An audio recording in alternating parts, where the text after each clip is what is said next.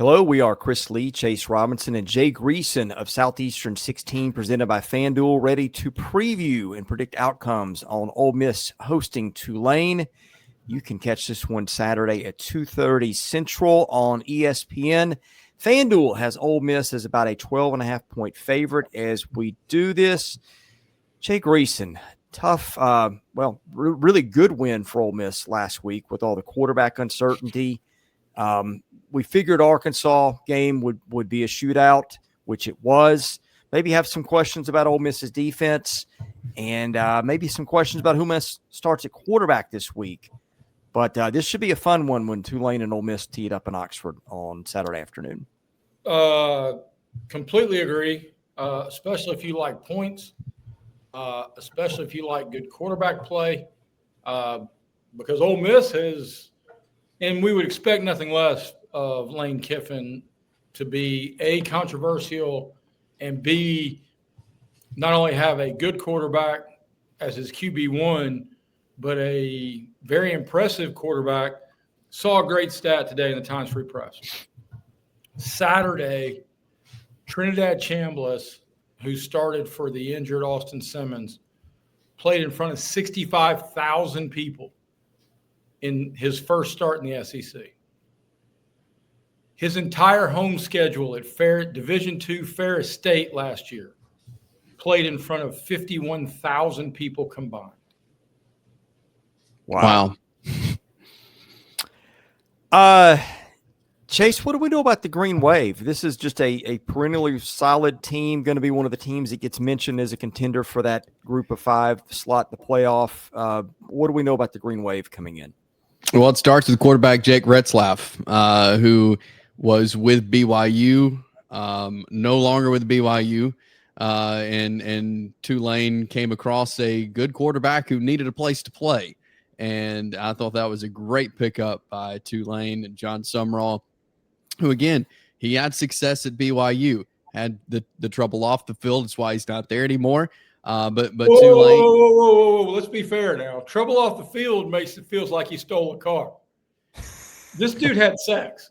I mean, and he violated BYU team rules and code of conduct and whatever else. But I don't want anybody to think he's stabbing somebody in a back alley. I mean, all he did trouble off the field was every frat boy's goal on Friday night. Well, to BYU, to BYU, it was trouble off the field. Trouble off the field. Fair enough. Okay. So that's where I was going with that. But he ends up the great pickup by Tulane. I mean, John Sumrall saw a great quarterback who is now available, went and snagged him, and he's their leading rusher right now with 288 yards and 6 touchdowns on the ground. He's thrown a couple of touchdowns with 522 yards in the air. So he's been great so far for Tulane. Now he's not getting a lot of help up front. He's been sacked several times, so that's probably an area that Ole Miss is going to try to expose some more. But they've got some talent. They got a couple of receivers as well, and Amari Haynes and Shaz Preston, Bryce Bohannon, who's made several catches. So this is a good offensive Tulane team, and I agree, Jay. We're going to see a lot of points, I think, in this one. This is 2 good offenses. And to that point, I think the Retzlaff kid, and I think Tulane could actually be in a little bit. I know going on the road and getting your shot and put an exclamation point on being a group of 6 team in the playoff discussion is a big opportunity. But they played Duke at home last week, and before Tulane won the summer portal sweepstakes with the Retzlaff kid, a big conversation was how Tulane lost their starter, Darian Mensah, who left Tulane and went to Duke. Duke comes back, and they win that game by a touchdown. Look, I just think Tulane offensively has got a lot. Ole Miss defensively has a lot of questions. But I just don't know how if you're Tulane, how are you going to slow this Ole Miss offense down, Chris? Yeah, that's a problem for a lot of people. I guess the biggest question is who's going to be playing quarterback. Looking here for updates on Austin Simmons. Do we have anything as of Monday. I'm not seeing anything. So, Yeah, I but haven't seen Trinidad anything Chambliss either. was really good. So, I don't think offense is really the question for Ole Miss guys. It's like, can they get stops? Taylor Green's going to torch a lot of people, which he did to Ole Miss, but this is clearly not the defense they had a year ago. Not that anybody was expecting that. And I think honestly, Ole Miss is so explosive offensively, and they get so much talent in the portal every year that they're capable of winning shootouts. And I'm wondering if that's what this is going to be. Yeah, I very well think it could be. Like it's set up to be that way, and there's questions both sides defensively, and that's where, I mean, it's an offensive strength on strength matchup, and so yeah, I think we will see that, and we'll learn a lot, I feel like, about Ole Miss defensively of how they're able to slow down Retzlaff, because that's been an issue for the three teams that they've played so far. And to that end, I mean, golly, I don't know. To be fair, I don't know how many teams are going to slow Ole Miss down. You're going to have to go into this expecting to outscore them. But Tulane's given up 6 yards of play. Tulane's given up better than 44% conversion on third down. And Tulane's given up 30 points a game, and we haven't even got into the teeth of the schedule. Yeah. Yeah. On the other hand, Ole Miss has given up 600 or 584 yards rushing through 3 games either. And, a couple of teams that it played aren't exactly offensive juggernauts either. No, that's completely fair. Yeah. But you got to know that Lane Kiffin's going to know this.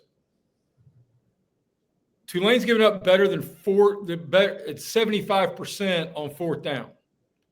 And if Lane Kiffin realizes that he's got a weakness, especially against the team stopping the run, I expect him to put his foot on the clutch, change gears, and be uber aggressive.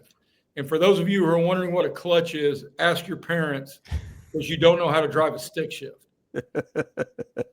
All right, let's launch into picks here in a minute. Before we do, reminder, we're brought to you by GameTime SIDEKICKS, which offers officially licensed stainless steel drinkware, all SEC schools, 350 other universities, stainless steel sippy cups, tumblers, 40-ounce bottles, and shaker cups. SE16 gets you the 20% discount on your entire order at GameTimeSidekicks.com.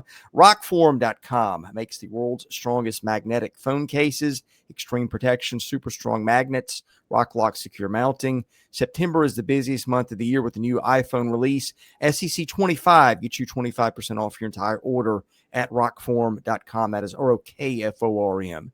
HOVI Dry Goods is your new favorite hat. Look no further than HOVI hats for high-quality headwear with a great fit and unique designs. The current promo code, I think this one will work. It's from 2 weeks ago. Don't have the new one. But the Bad Beat Team of the Week, Rebs, RABS, because Ole Miss caught a late field goal and did not cover against Kentucky. They make terrific hats. HOVI Dry Goods, HOVI. It'll make your new favorite hat. Go get it to help out the show. Picks. Jay Greason, you go first.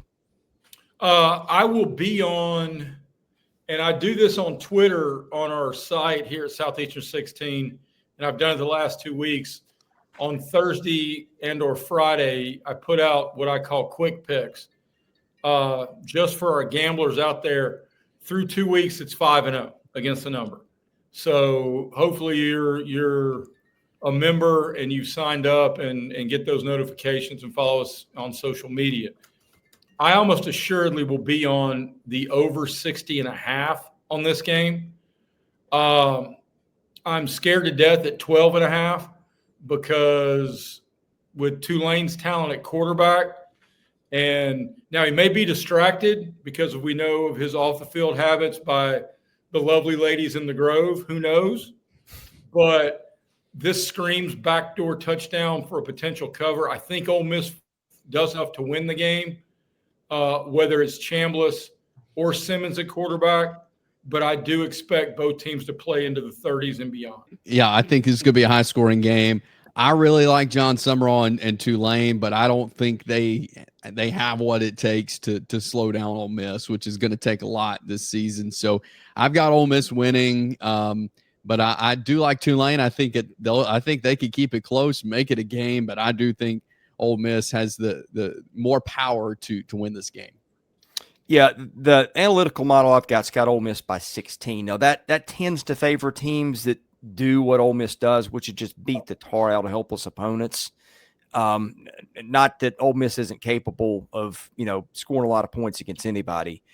I like Ole Miss. I think maybe we answered the question of who's got the best backup quarterback in the league. I'm with Jay. I think a ton of points score here. Give me the Rebels at home. But hey, running quarterback on the other sideline, always got to be careful about that. A guy who's made some plays in big spots before. So, if this goes differently, keep that in mind. Tulane, a really good program. All right. Thank you for watching our predictions of Ole Miss and Tulane. We'll do reaction after the game as we do every Saturday. So subscribe to the channel, hit the like button if you don't mind. That helps our analytics, and enable your notifications so you know when we react.